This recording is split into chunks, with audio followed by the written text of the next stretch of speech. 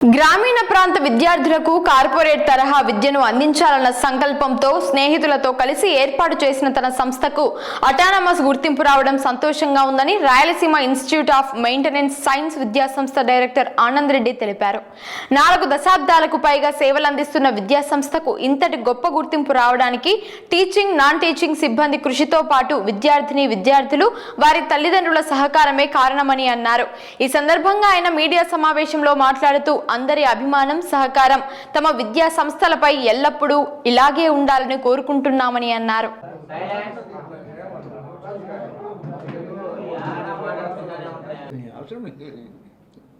1985 సంవత్సరంలో మా ఫాదర్ అయినటువంటి కొండారెడ్డి గారు, వారి స్నేహితులు వెంకటరామరెడ్డి సార్ గారు ఇద్దరు వెనుకబడినటువంటి రాయలసీమ ప్రాంతంలో ఒక మంచి కళాశాలను స్థాపించి, ఇంటర్మీడియట్ కళాశాలను కార్పొరేట్ విద్యను వీళ్ళకి అందించాలనే ఉద్దేశంతో 1985లో తిరుపతిలో మొట్టమొదటిగా స్టార్ట్ చేయడం జరిగింది.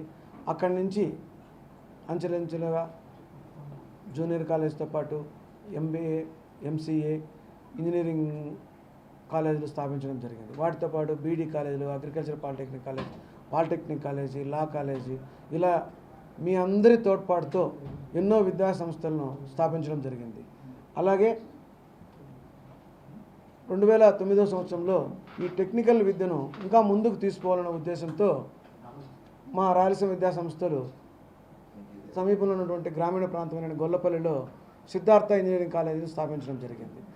ఆ కాలేజీ దినదిన ప్రవర్ధమానం చెందుతూ గ్రామీణ ప్రాంత విద్యార్థులకు ముఖ్యంగా మంచి ఇంజనీరింగ్ విద్యను అందించాలనే ఉద్దేశంతో జరిగింది. ఇప్పుడు ఆ విద్యా సంస్థను గత సంవత్సరం NAAC అక్రిడేషన్ తీసుకొచ్చి ఈ సంవత్సరం UGC ద్వారా అటానమస్ స్టేటస్ను గుర్తింపు పొందినందువల్ల ఈ విషయాన్ని మీ అందరి ద్వారా ప్రజల దగ్గరికి తీసుకువెళ్ళాలనే ఉద్దేశంతో చేయడం జరిగింది. మా ఈ విజయంలో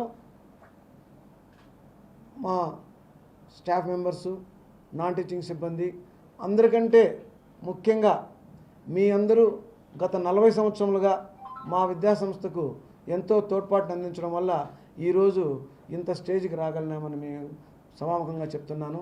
అలాగే ఇప్పుడు ఒక మెట్టు పైకెక్కాం, ఇంకా బాధ్యత పెరిగింది, ఇంకా ఉన్నతమైన విద్యను ఇంకా బాగా అందించాలా, పేద విద్యార్థులకు ఇంకా మేలు చేకూర్చాలనే ఉద్దేశంతో ఉన్నాం. ఆ విషయాన్ని మీ ద్వారా 10 మందికి తెలియజేసి ఇంకా ప్రజలకు సేవ చేయాలనే ఉద్దేశంతో ఈ సమావేశం ఏర్పాటు చేయడం జరిగింది. మీ అందరి అభిమానం మా విద్యా సంస్థల మీద ఇలాగే ఉండాలని కోరుకుంటున్నాను. దాదాపు ఒక 50 కాలేజీలకు వచ్చి 50 కాలేజ్ మన జిల్లాలో ఈ సంవత్సరం వచ్చేసి శ్రీరామ కాలేజీ మన వాళ్ళదే, ఆదిత్య కాలేజీ మన కాలేజీ, అంతకుముందు కూడా వచ్చిన కాలేజీలు అంటే సీనియర్ కాలేజీలు అవే.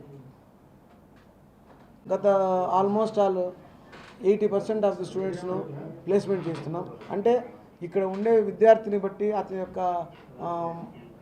స్టేచర్, అంటే అతను ఎంత ప్రతిభలో ఉన్నాడని దాన్ని బట్టి దాదాపు ఒక 20,000 జీతం నుంచి ఒక 60,000 జీతం వచ్చేంత వరకు ప్రతి ఒక్కరిని ప్లేస్మెంట్ చేస్తున్నాం. ఇప్పుడు ఈ ఇయర్ కూడా మొన్ననే దాదాపు ఒక 3 కంపెనీలు తీసుకొచ్చాం. దాదాపు 110 మంది సెలెక్ట్ అయ్యారు అవుట్ ఆఫ్ 300 మెంబర్స్. ఇంకా ఈ 2-3 నెలల్లో ఇంకా 3-4 కంపెనీలు తెచ్చి జాయిన్ చేస్తామని చూస్తాం.